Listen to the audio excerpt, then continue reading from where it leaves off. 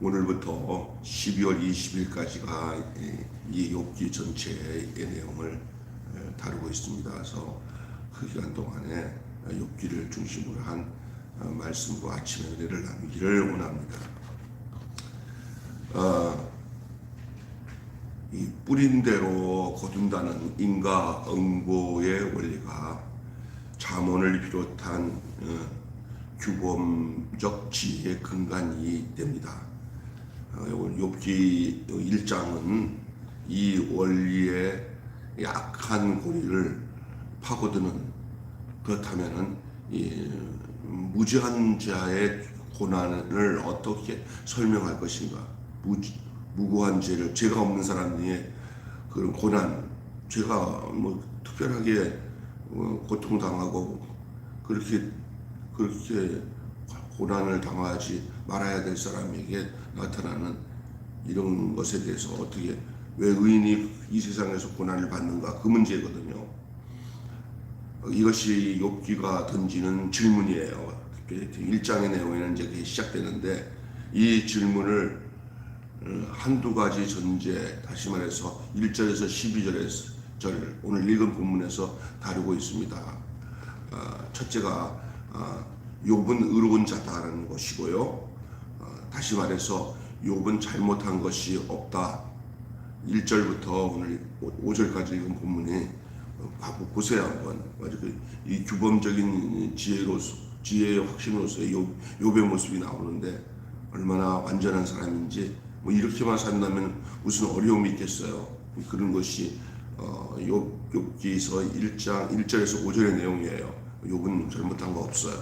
그래, 잘못한 거 없어요. 근데 두 번째로는, 근데 욥의 고난이 나타나요. 그것은 하늘에서 벌어진 사건 때문이지 욥의 잘못에서 비롯된 것이 아니에요. 하늘에서 벌어진 사건 하나가 있어요. 욥을 두고 하나님과 사탄의 사이에서의 대화가 나와요. 욥이 저렇게 온전하고 죄 안 짓고 온전하게 무죄하게 저렇게 복되게 사는 것은 하나님이 욥을 이렇게 복을 주셔서 온전히 해주셨으니 그렇지, 내가 건들면 욥이 하나님 믿나 안 믿나 봅시다 한번 하니까 하나님이 욥은 그럴 수 없다고. 그래서 사단의 이 하나님과 거래를 해요. 내가 그렇게 되나 안 되나 봅시다. 그래, 해봐라. 그렇게 했고 시작되는 게 오늘 본문 말씀이에요. 사실 이렇게 욥이라는 사람은 하나의 교보제가 되어서 이렇게 사단과 하나님 사이에서 이렇게 교훈을 줄 수 있는 사람으로, 그 인생이 객관적으로 보면 참 안 됐다 싶은 생각이 들어요. 그러나 오늘 이 본문을 통해서 우리 인생의 문제, 왜 의인이 고난을 받을 수밖에 없고 고난을 받고 있냐 하는 이 문제에 대해서 해결을 해주기 때문에 오늘 본문은 우리에게 상당히 중요한 내용이에요. 그래서 오늘 이 말씀, 욥기서 1장 1절에서 12절 말씀을 조금 더 구체적으로 함께 은혜를 나누는데, 제목이 시험대에 오른 욥이에요. 시험대에 오른 욥. 이해할 수 없는 시련의 배후에 의로우신 하나님이 계시기 때문에 우리는 그 하나님을 믿고 신뢰로 그 하나님을 붙들어야 된다는 것이 오늘 우리가 함께 나눌 본문의 내용의 주제예요. 왜 온전한 의로움은 무엇을 통해서 증명됩니까? 시간과 공간의 제약 속에 사는 우리가 인생 너머의 일을 어찌 가늠할 수 있겠습니까? 삶의 기술로 해결할 수 없는 일을 누가 맡겠습니까? 다만 하나님의 신실하신 사랑을 믿고 신뢰하며 오늘을 살 뿐입니다. 욥의 세계의 배후에서 일어나는 일을 통해 우리가 고찰해야 할 바가 무엇이겠습니까? 자, 먼저 널리 인정을 받던 욥의 의로움에 대한 내용을 오늘 본문에서 말씀하고 있는 내용을 좀 살펴볼게요. 우스 땅 욥은 온전하고 정직하여 하나님을 경외하고 악에서 떠난 자로서 인정을 받았습니다. 그가 얻은 자녀들과 소유는 그를 뒷받침해 주고 있다고 오늘 말씀하고 있잖아요. 그렇지만 외적인 삶의 증거들이 의로움을 확증하는 유일한 수단은 아닙니다. 욥에게서 고난을 통해서도 의로움을 증언해야 할 절차가 남았다는 사실을 우리에게 알려주고 있는 거예요. 고난을 통해서도 의로움을 증거받아야 할 절차가 남았다. 그것이 욥기서를 보는 눈이에요. 그것을 알려주기 위해서 욥기서가 필요한 거예요. 왜 의인이 고난을 받아야 되냐? 모든 것들이 다 이루어져서 그가 악에서 떠난 자로서 하나님을 경외하면서 인정을 받았지만, 이제 그러면 고난 가운데 있을 때는 그가 어떻게 욥의 그 의로움이 계속 인정받을 수 있겠는가라는 문제가 남겨져 있었어요. 그것을 가지고 사단이 하나님과 거래를 하는 거예요. 그만한 이유가 있지 않습니까? 그러니까 욥이 그럴 수밖에 없지 않습니까? 이렇게 나오는 거예요. 그러니까 하나님은 그렇지 않다. 그러면 해봐라. 그래서 거래가 된 건데, 이제 욥에게 있어서는 고난이 닥쳐와요. 그가 지금까지 가지고 있던 그 의로웠다고 인정받는 삶을 이 고난의 풀무불 가운데서 어떻게 견디어서 고난 가운데서도 의롭다는 것을 인정받을 수 있는가 하는 문제가 이제 욥 앞에 남겨져 있다는 거예요. 근데 우리가 신앙생활 하면서 진짜 신앙생활은 이 어려운 고난 가운데서 진짜 옥석이 가려지잖아요. 다음으로는 그 다음 본문에 보면은 하나님의 인정하심과 사탄의 시비, 그게 이제 6절부터 나온 내용인데요. 하나님이 욥의 의로움을 인정하자 사단은 욥이 까닭없이 하나님을 경외할 리 없다고 하면서 과잉 보호의 결과라고 주장합니다. 보호와 공급을 중단하면은 욥의 신앙도 쉽게 소멸될 것이라고 그렇게 말하면서 하나님 앞에 욥을 두고 시비를 겁니다. 사단의 말에서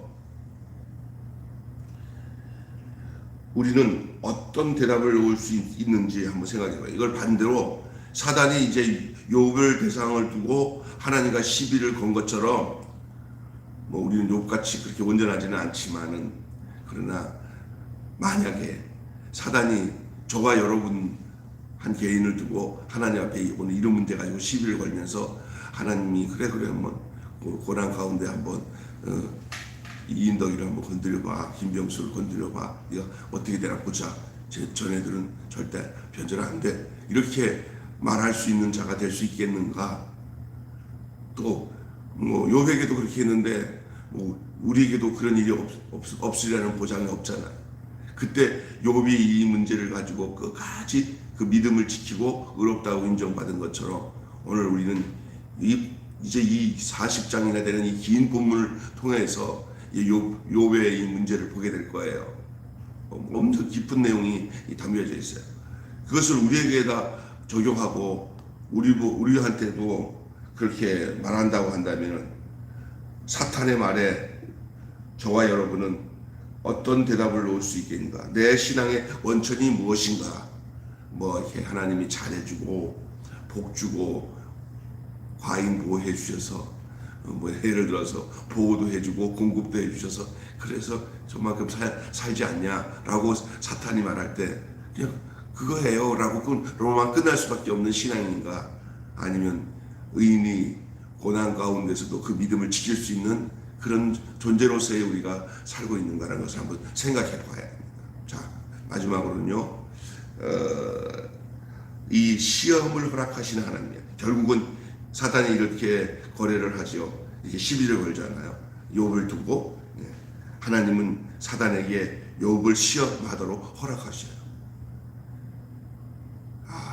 진짜 여기서 사단이 욥을 시험하는 일을 허락하지, 사단에게 하나님이 욥을 시험하지 못하도록 안 된다, 하지 마라, 이렇게 하고 끝냈으면 욥기서 1장 안에서 그냥 끝나요. 욥기는. 근데 이제 사단에게 시험하도록, 그러나 단서는 그에게 몸에다가 손을 대지 마라 라고까지 했습니다. 죽이지 말라는 거예요. 죽이지 말라는 거예요. 죽이지는 말아라. 죽일 수 있는 거예요. 이거 마귀가 우리를 공격해도, 우리의 모든 것을 다 공격해도 사탄이 우리의 생명은 죽이지 못하는 것이 사단이에요. 우리가 끝까지 하나님을 의지하면은 우리의 영생, 우리의 구원을 마귀가 가져가지 않는다는 사실만 알면은 모든 것을 이기고 견딜 수 있는 줄로 믿습니다. 그래서 사단을 격동시켜서가 아니라 욥을 더 넓고 깊은 신앙의 세계로 안내하고 싶어서 하나님은 사단에게 욥을 시험할 것을 그냥 허용하세요. 그러니까 하나님의 허용은 사람을 가지고 장난치려고 사람을 사단에게 준 게 아니라 인생이 사단이 공격하는 한도 안에 있는 이 고난의 문제에서도 더 깊은 영적인 세계와 신앙의 깊은 그런 것들을 얻을 수 있음을 하나님은 아시기 때문에 고난을 허용하세요. 고난을 허용하세요.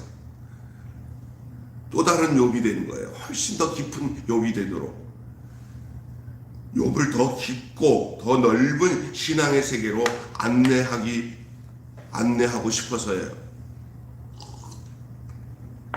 욥이 겪게 될 이 시련의 배후에는 여러분 기억해야 돼요. 하나님이 계셔요. 그래서 욥기서를 보면서 욥이 당하는 시험을 보면서 우리가 당연하게 생각해야 될 게 하나가 있냐. 이 와중에도 이 모든 것이 하나님이 다 알고 주관하시고 계시다. 우리가 어떠한지 대해서도 고난 가운데도 하나님이 다 알고 계신다. 사탄이 이렇게 하도록 하나님이 허용했지만 그러나 하나님은 그거 다 지켜보고 계신다. 이 사실을 우리는 기억해야 됩니다. 시련의 배후에 하나님이 계신다. 상황을 통제하시고 주목하고 기대하는 마음으로 하나님이 꿰뚫어 보고 계신다. 힘들 때 이 하나님을 신뢰할 줄 알아야 될 줄로 믿습니다. 나를 보고 계십니다. 고난 가운데 있는 나를 보고 계시는 하나님을 신뢰해야 됩니다. 자, 말씀을 정리하고 끝나겠습니다. 결론입니다. 이해할 수 없는 시련이 오면 혼란스럽고 고통스러운 것은 사실입니다. 일생을 의롭게 살아가는 이들이라고 한다면 더욱 아프고 힘들 겁니다. 그럼에도 선하신 하나님의 뜻과 사랑을 믿어야 됩니다. 이성으로 감당할 수 없다면 마음이 고갈되었다면 의지를 발휘해서라도 붙들어야 하는 것이 바로 이것입니다. 하나님의 뜻이 고난 가운데 있다. 하나님의 사랑이 고난 가운데도 있다는 이 사실은 이성으로 감당할 수 없을 때야라도 마음으로 그것이 고갈되었다 하더라도 그 내 속에 있는 작은 하나님이 주신 마지막 의지를 발휘해서라도 그것을 붙들어야 된다는 사실을 우리는 기억해야 됩니다. 이 인생이 당하는 이 고난의 문제를 쉽게 말할 수 있지는 않습니다. 그런데 오늘 본문의 이 욥기서를 통해서 그 인간적으로 볼 때 완전한 무고한 사람, 정직해서 이 지상에서 그런 의로운 사람을 볼 수 없다고 하는 이 욥을 향해서 사단이 하나님이 다 그렇게 만들어 줬으니까 저렇게 의로운 거 아닙니까? 나한테 넘겨주세요. 내가 한번 다룰 테니까 하나님은 욕하고 하나님 반대하면서 나는 하나님 안 믿을게요 하고 돌이키나 한번 보셔요. 하나님 욥은 절대 안 그래. 내가 이렇게 넉넉하게 여러 가지 축복을 줬기 때문에 그런 게 아니야. 그랬더니 그럼 한번 저한테 한번 맡겨보세요. 그렇게 되나 안 되나?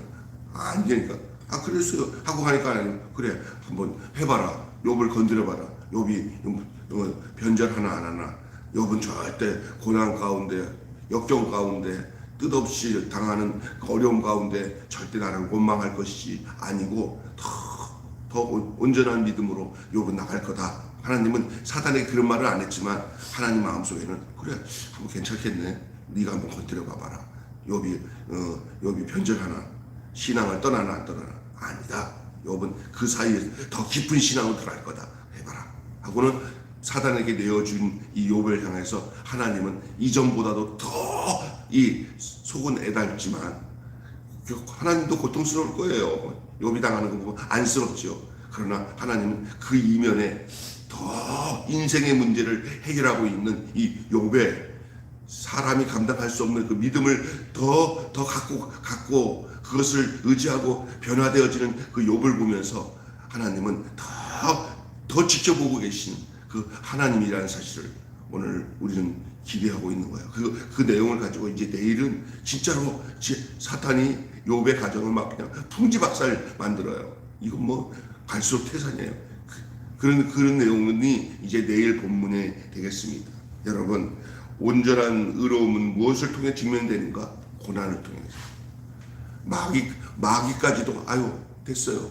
저 사람 진짜네요. 라고 하는 것은 우리가 눈에 보일 때 복줘서 과정 형편도 좋고 뭐 되는 것도 잘 되고 뭐 이럴 때는 마귀가 한 말 할 거예요. 하나님이 이렇게 잘해주니까 그렇죠. 그럴 때 마귀가 아이고 저 건드려봤자 더 진짜네요 라고 말할 수밖에 없는 그 증명을 할 수 있는 것은 고난 가운데 통과될 때 우리의 신앙이 하나님이 원하는 온전한 신앙으로 서게 되는 줄로 믿습니다. 오늘 욥기서의 내용에 시험대에 오른 욥,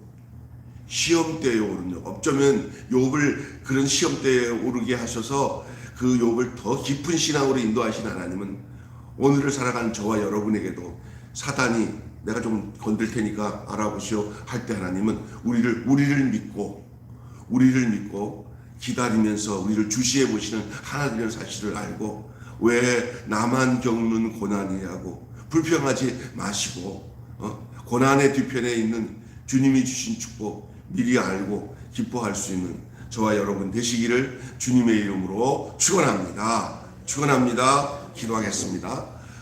하나님 아버지 은혜를 감사합니다.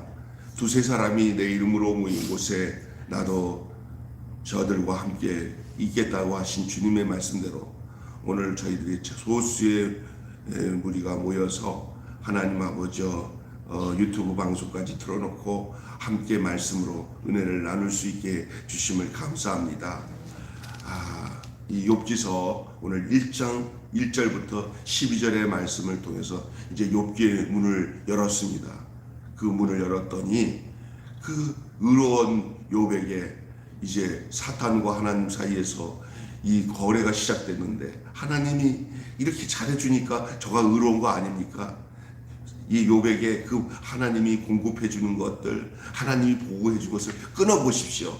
욥이 하나님을 믿겠는지 안 믿겠는지 하고 사단이 하나님 앞에 욥을 시험대에 오르게 했습니다. 하나님은 그래 절대 목문 건들지 말아라. 욥은 절대 변절하지 않을 거다. 더 믿음으로 견고해질 것이다. 고난 가운데서 이 욥이 하나님이 더 주시해 지켜볼 수 있는 욥이 된 줄로 믿습니다. 내가 어렵고 고난당하고 힘들어 할 그때 하나님은 우리의 믿음이 더 견고해지는 것을 지켜보시는 순간들인 줄로 믿습니다. 그래서 우리는 왜 나만 겪는 고난이라고 불평하지 마세요. 고난의 뒤편에 있는 주님의 뜻을 믿고 주님의 축복을 믿기 때문에 우리가 도리어 역경과 고난 속에서 또 더 신비한 하나님과 나의 관계, 나의 믿음의 그 모습들이 드러난다는 사실을 잊지 않고 사는 저희들 되게 하여 주시옵소서. 욥이 당하는 고난은 말로 할 수 없을 만큼 고통스러운 고난이 이제 내일 직면하게 될 것입니다. 우리는 이제 욥기서를 통해서 인생의 문제, 하나님과의 우리의 관계의 문제, 또 우리의 주변에서 닥치는 인간적인 관계의 문제, 오해하고 있는 것을 어떻게 우리가 견디고 살아가야 되는 인생의 문제들을 하나님 풀어나갈 때 우리의 말씀을 통해서 주님이 주시는 그 고귀하고 신기한 그 정금 같은 보석 같은 말씀을 우리의 가슴에 담을 수 있는 귀한 시간들이 되게 하여 주시옵소서. 우리 주 예수 그리스도 이름으로 간절히 기도하옵나이다. 아멘. 우리 다 같이 주님 같은 기도로 마치겠습니다.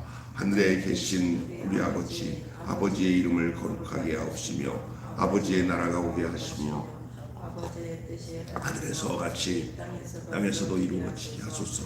오늘 우리에게 일용할 양식을 주옵시고 우리가 우리에게 잘못한 사람을 용서하여 준 것 같이 우리 죄를 용서하여 주시고 우리를 시험에 빠지지 않게 하시고 악에서 구하소서. 나라와 권세와 영광이 영원히 있사옵나이다. 아멘. 아침에는 새벽기도, 저녁에는 또 다니엘기도 이렇게 좀 피곤하긴 하지만 그러나 주님 앞에 아침 저녁으로 이렇게 기도하는 것 잊지 않고 기도하고, 토요일이랑 주일날은 집에서 영상으로만 볼 수 있도록 해드리겠습니다. 그래서 집에서 새벽기도 영상으로 보시고 그 다음에 월요일부터 금요일까지는 매일 아침 욥기 기도에 계속 이어져 나가니까 이렇게 보시면 되겠습니다. 예배드리고 이거 매일 저녁 8시에는 다니엘 기도로 계속 이어지겠습니다. 다 같이 기도하겠습니다.